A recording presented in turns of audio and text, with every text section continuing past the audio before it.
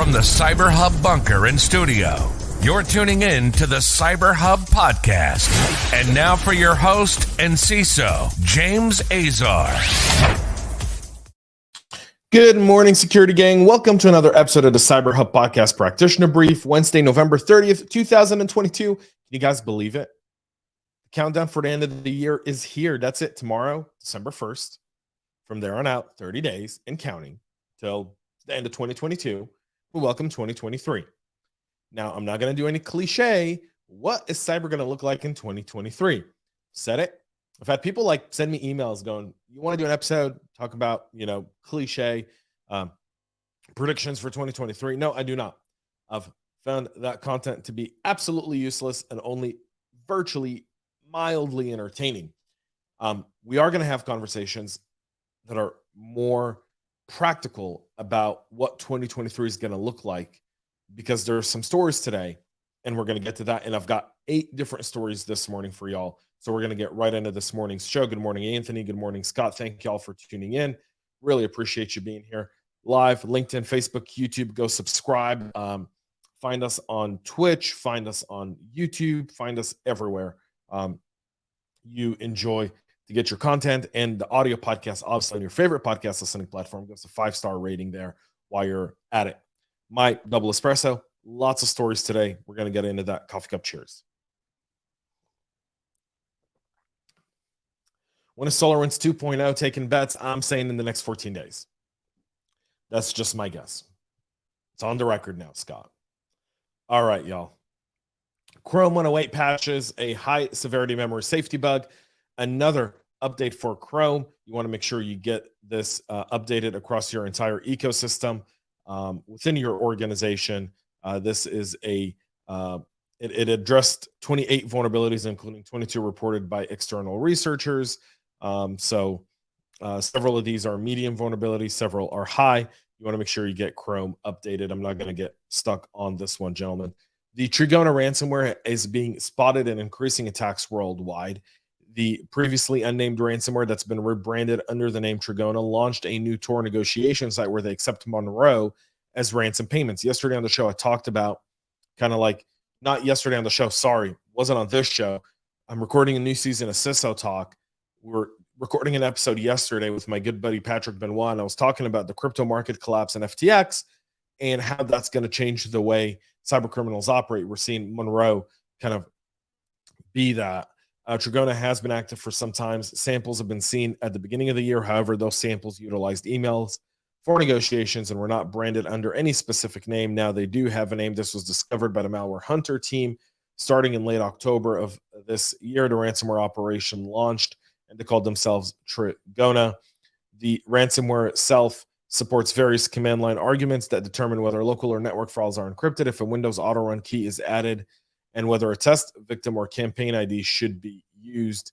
When encrypting file, Trigona will encrypt all files on a device except those in specific folders, such as Windows and program file folders. In addition, the ransomware will rename encrypted files to use the .locked extension.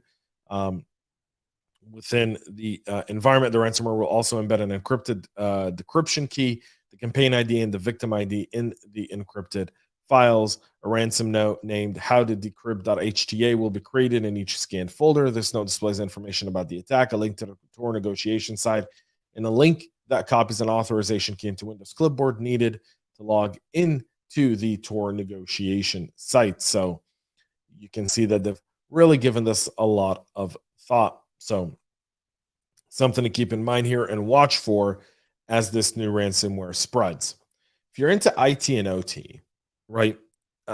I'm a big proponent that one of the biggest challenges in our supply chain is the fact that our critical vendors, and when I mean critical, like electric and internet, are very outdated. And Forescout's disclosed now the details of 3 new vulnerabilities that have been identified by its researcher in operational technology products from both Festo and Codesys. They're identified as part of the OT Icefall research that led to the public disclosure of 56 different vulnerabilities in OT products from a multitude of vendors. These issues are another exemplification of insecure by design approach, common at the time that the impacted products were launched, meaning security wasn't top of mind. Codesys is an automation suite used in over 1,000 device models from over 500 manufacturers. Any vulnerability potentially impacts millions of products. Festo's automation platform is employed in electric and pneumatic systems, mainly in the manufacturing sectors. Two of the newly discovered vulnerabilities, CVE 2022-3079er and 3270, impact several Festo automation controls, while the third, CVE 2022-4048, was identified in the Codesys runtime. These issues are similar to others that have been recently disclosed as part of the Icefall project. The 4048 CVE is an example of weak cryptography. 3079er exemplifies lack of authentication, and 3270 falls in the category of insecure engineering protocols. These products are shipped with an unsafe configuration of the Codesys runtime environment, and you can obviously tell that this could have significant downstream impact. There's no patches for these yet. There is an advisory from the manufacturers on it. In other good news, Let's Encrypt issued 3 billion certificates, securing 309 million sites for absolutely free. So Let's Encrypt, a free kind of encryption and authentication certificate authority, has issued its 3 billionth certificate this year. Good for them and good for this project altogether. I thought that was noteworthy this morning. Developers have been warned of a critical remote code execution flaw in the Quarkus Java framework. Developers have been warned that the popular Quarkus framework is affected by a critical vulnerability that could lead to remote code execution. Available since 2019, Quarkus is an open source Kubernetes native Java framework designed for Graal VM and hotspot virtual machines. It's tracked as CVE 2022-4116 CVSS score of 9.8. The security defect was identified in the dev UI config editor and can be exploited via drive-by localhost attacks. Exploiting the vulnerability isn't difficult, can be done by a malicious actor without any privileges, according to researchers. But because the localhost bound services are in fact accessible from the outside, an attacker can create a malicious website, target developers who are using vulnerable instances in Quarkus. If a developer is running Quarkus locally, visits a website with malicious Java, that JavaScript can silently execute code on the developer's machines, and that's that. The researchers has published proof of concept code that launched a calculator application on the target machine, but warns that malicious exploitation of the bug could have broad impact depending on the access the developer has to secret keys, servers, and other resources. This could also have an impact on your GitHub repositories and so much more once someone gets in. Quarkus announced that the patch for CVE 2022-4116 has been included in the 2.14.2 final and 2.13.5 final releases of the framework, warning that malicious actors could exploit the bug to gain local access and to update as soon as humanly possible. Something good to have there. Are you ready for some outrage this morning? You ready for it? Australia, who seems to have absolutely lost their mind as a country with a government that's absolutely lost its mind, with a cybersecurity minister there, by the way, who's absolutely lost their mind, passed a bill to fine companies up to $50 million for data breaches. So you're a victim of a crime, and you're going to end up having to pay $50 million, or 30% of an entity's adjusted turnover in the relevant period, or 3 times the value of any benefit obtained through the misuse of information, whichever is greater. The current fine is $2.2 million. It's been bumped to $50. The turnover period is the duration from when the contravention occurred to the end of the month when the incident is officially addressed. Significant privacy breaches in recent months have shown existing safeguards are outdated and inadequate. These reforms make clear to companies that the penalty for a major data breach can no longer be regarded as the cost of doing business. The legislation itself, that's been called the Privacy Legislation Amendment, Bill 2022, also bestows more powers to the Australian Information Commissioner to address security breaches. The bill, which has been tabled for wider reforms as part of the Privacy Act of 1988, now awaits royal assent to be formally signed into law. You can imagine how many organizations are just going to walk away knowing that they could potentially face this. I haven't read the full bill, so I don't know all the details of it, but let's get more money out of victims while we're at it.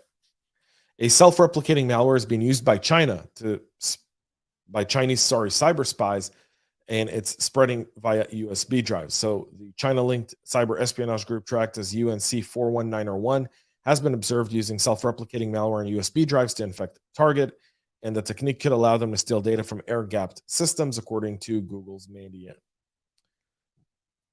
UNC 41901 has been observed targeting public and private entities in Southeast Asia, Asia Pacific, Europe, and the US, with a focus on the Philippines, deploying legitimately signed binaries to side-load malware. As part of the investigated activity, the threat actor used malware families such as Mist Cloak Launcher, the Dark Dew Dropper, and the Blue Haze Launcher. The attackers also deployed the NCAT command line networking utility and a reverse shell on the targeted machine to achieve backdoor access to the compromised systems. The malware self-replicates by infecting new removable drives that are plugged into compromised systems, allowing the malicious payloads to propagate to additional systems and potentially collect data from air-gapped systems. The infection cycle starts with the user connecting an infected removable drive to their machine, which triggers the execution of a version of the USB network gate application to sideload Mist Cloak. The piece of malware loads an INI file containing Dark Dew, which is designed to achieve persistence and infects USB drives when they are connected to the system. Blue Haze is executed. The third phase of the infection chain was designed to execute a renamed NCAT executable, which creates a reverse shell to a hard-coded command and control server. So China sparing no expense at spying regionally and globally with self-replicating malware. And finally, if you haven't seen the news, this is bad for our industry. A warning over the quarterly reviewing report by Crowdstrike has downgraded their rating and as such brought a bunch of other cybersecurity companies down with it. Crowdstrike's share sank 20% before the bell after the company's forecast. Current quarter revenues on Tuesday fell short of analyst estimates, while peers Zscaler, SentinelOne, and Palo Alto all fell between 2 and 6.2% yesterday. Macroeconomic headwinds, elongated sales cycle, and smaller customers caused some larger customers to pursue multi-phase subscription start dates, according to CEO George Kurtz. The results are the latest in a series of dour reports from cybersecurity firms whose business boomed during the pandemic, but are now seeing a slowdown, making them a hot target for private equity buyouts. Resilient but not immune is the theme that will likely dominate the narrative during our October quarter cohort earnings cycle. Both Palo Alto and now CrowdStrike have talked about the macro weakness entering the picture on their earnings calls, sending a signal to brace for further potential weakness from other vendors in the space. And this is why this is bad for InfoSec, gentlemen. Any CISO, any person in security, we rely on our security partners for R&D to get ahead of the game. Once your revenue starts to fall short, once you have to start cutting workforce, you're starting to cut from places in the business where you think there's fat. Sometimes that's also R&D. You're not pursuing as much R&D. You're just trying to make it through the slowdown. We don't know how long this recession is going to be. We don't know how long this impact will look like. But if you don't think the macroeconomics and the inflations are going to impact the way and the tools that we practitioners can have and the innovation that's going to show up, and potentially startups that now never make it beyond an idea or a PowerPoint, because investors are weary of now investing in security stocks, because valuations are going to go down, because founders aren't going to match it, because VCs are going to want more than what they bargained for. If you don't think this is going to have a global impact around how we as practitioners practice security going forward, I think we're in for a rude awakening at some point. This recession and these vendors are going to need the support, and obviously with budget cutbacks and so much more coming through, we need to be more sensitive, and we've got to find a way together as a community and as a team to get through what's going on right now. Folks, that's it for the show. We ran over today a lot of different stories, but I wanted to cover it all. And by the way, this if you're asking me what are you looking at for 2023, it's right here, the macroeconomics of our industry. It's going to be weighing part of every decision I make in whatever new role I decide to take on as CISO, over the next several months, and the vendors I partner with. Absolutely. If you don't think that's part of my consideration, I think that'd be false. And if you're a CISO and you're not considering it, you should.